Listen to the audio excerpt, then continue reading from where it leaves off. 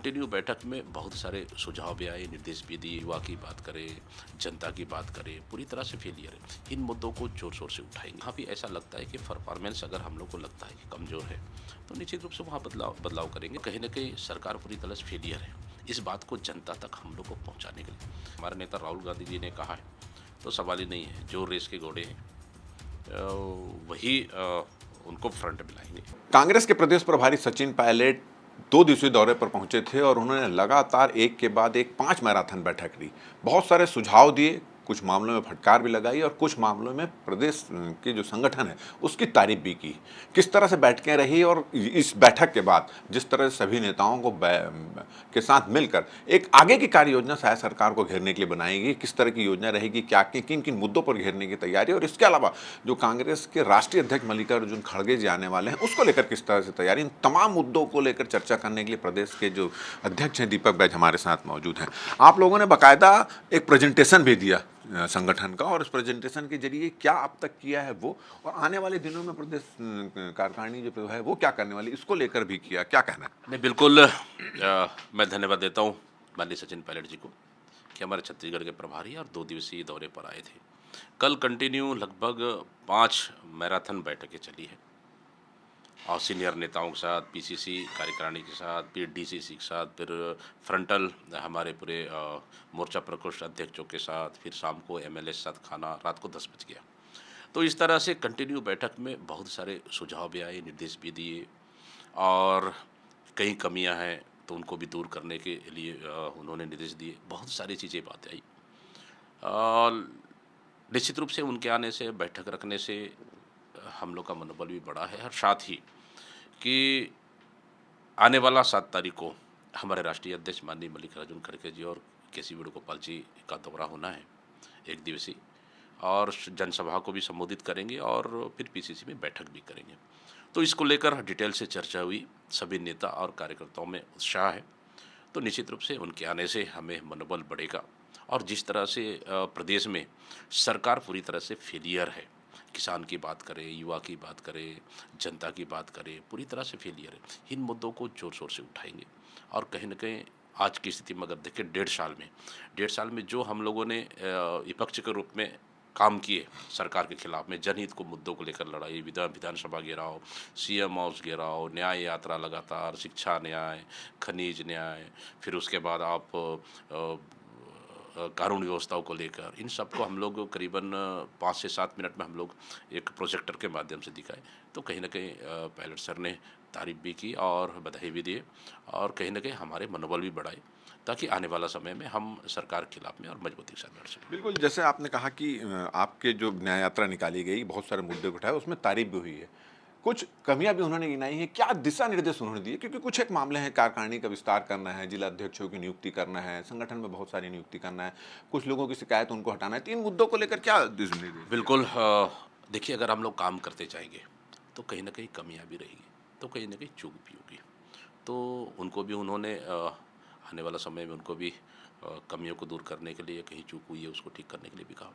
दूसरी चीज़ देखिए, संगठन की प्रक्रिया ये तो निरंतर चलने वाली प्रक्रिया है और उन्होंने साफ भी कहा है कि इस समय हम लोग को सिर्फ पार्टी के लिए समय देने वाला, काम करने वाला यही कार्यकर्ता हमको चाहिए और युवा, यंग बेस ज़्यादा आना चाहिए, ताकि हम पार्टी के लिए मजबूती के साथ काम करें।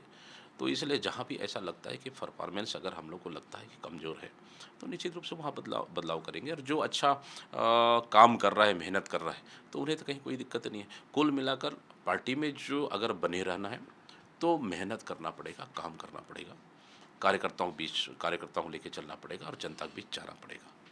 एक चीज और आई है कि इसके पहले की बैठकों में देखा गया और इस बैठक में भी ये चर्चा हुई है, जैसे पता चला है कि बहुत सारे नेता इस बात को लेकर नाराज थे कि वरिष्ठ नेता जो उनकी क्षमताओं का उपयोग नहीं हो पा रहा है, उनको जिम्मेदारी लेना चाहते हैं, जिम्मेदारी नहीं दी जाती, तो इसको लेकर भी कोई दिशा निर्देश मिले? देखिए, हम लोग चाहते हैं सभी लोग का उपयोग कर लें। हमारे पास पूर्व मंत्रीगण हैं, हमारा पीसीसी के पदाधिकारी हैं, तो इस तरह का हम लोग लगातार उपयोग कर रहे हैं। कहीं प्रेस कॉन्फ्रेंस में हम किसी जिले का प्रभार बना दे रहे हैं, तो कहीं कार्यक्रम का प्रभारी बना रहे हैं, तो कहीं और रूप से हम लोग जिम्मेदारी दे रहे हैं। तो इस तरह से लगातार जिम्मेदारी दे रहे हैं, लेकिन आने वाला समय में उनका पार्टी ज़्यादा उपयोग करेगी। तो इस पे भी हम लोग का चर्चा हुआ। तो निश्चित रूप से उनका पार्टी ज़्यादा उपयोग करेगी तो पार्टी के लिए फ़ायदा है, तो उसमें हम लोग आने वाला समय बड़ी जिम्मेदारी हम लोग देंगे। एक मुद्दा और सामने में आया है कि जितनी मुखरता के साथ मुख्यमंत्री और प्रधानमंत्रियों को के ऊपर टारगेट करना चाहिए, वो मुखरता नजर नहीं आ रही है। कुछ जो वरिष्ठ नेता हैं, जो सीनियर नेता हैं, वो जितनी मुखरता के साथ बोलना चाहिए वो नहीं बोल रहे। तो इसको लेकर भी कोई दिशा निर्देश मिला है कि अब मुखर होना चाहिए करके? बिल्कुल, देखिए जिस तरह से पार्टी मजबूती के साथ सरकार के खिलाफ लड़ रही है और जेन्युइन मुद्दों को लेकर लड़ रही है, जनता की मुद्दे को लेकर, यूथ के मुद्दे, किसान के मुद्दे, सुरक्षा को लेकर, सब मुद्दों को लेकर लड़ाई लड़ रही है पार्टी। तो हम लोग सबको मुखर होकर लड़ना पड़ेगा।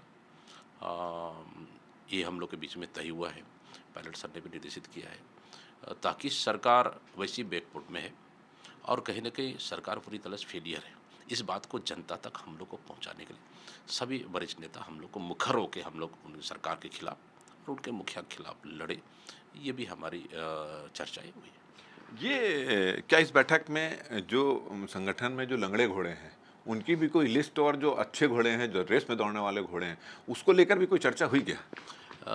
देखिए हमारे पास तो मतलब सीधा सीधा पायलट सर का ये कहना है कि अगर पार्टी में काम करना है, समय देना पड़ेगा, मेहनत करना पड़ेगा और पार्टी के प्रति जी जान से काम करना पड़ेगा। और ये सवाल ही नहीं है, अगर राहुल गांधी जी ने, हमारे नेता राहुल गांधी जी ने कहा है तो सवाल ही नहीं है। जो रेस के घोड़े हैं वही उनको फ्रंट में लाएंगे और उनको जिम्मेदारी देंगे। अगर कोई नहीं पास समय नहीं है तो कहीं कोई इशू नहीं। आप लोगों ने हाफ बिजली बिल देने की घोषणा की थी, उस योजना को उसको बंद कर दिया गया। अब भारतीय जनता पार्टी एक नई योजना ला रही है, पीएम सूर्य घर योजना, ताकि जो प्रधानमंत्री आवास के तहत जो दे रहे हैं उनको मुफ्त में बिजली देंगे। इस तरह की वो बात कर रहे हैं, क्या कहना है? देखिए ये तो मुझे लगता है कि ये सिर्फ ढकोसला है।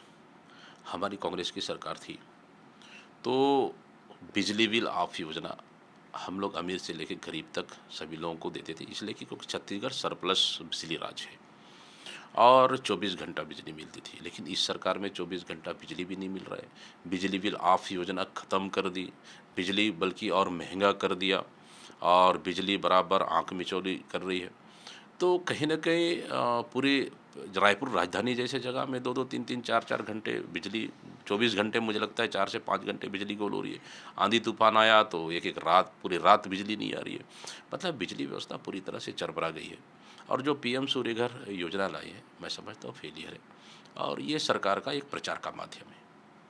चलिए, ये थे दीपक बैज और इनका कहना है कि सचिन पायलट जो यहाँ पर आए थे, मैराथन मीटिंग ली गई, मंथन किए, कार्य योजना पर भी चर्चा हुई, समीक्षा भी हुई और कुल मिलाकर बहुत सारे जो संगठन के काम चल रहे हैं उसकी तारीफ भी की, वहीं जो खामियां हैं उसको भी गिनाई। तो कुल मिलाकर इस बैठक का सार ये रहा कि अब छत्तीसगढ़ जो कांग्रेस है, यहाँ के जो विधायक हैं, वो सब मिलकर मुखरता के साथ राज्य सरकार के खिलाफ आंदोलन करेंगे, धरना प्रदर्शन आंदोलन करेंगे और सड़क की लड़ाई के साथ साथ सदन की लड़ाई भी जारी रहेगी। हमारी ये बातचीत अगर आपको अच्छी लगी तो ज़्यादा से ज़्यादा इसको शेयर करें, सब्सक्राइब करें, अपने सुझाव हमको देना ना भूलें और मुझे और मेरा कैमरामैन धर्म को दे इजाज़त। नमस्कार।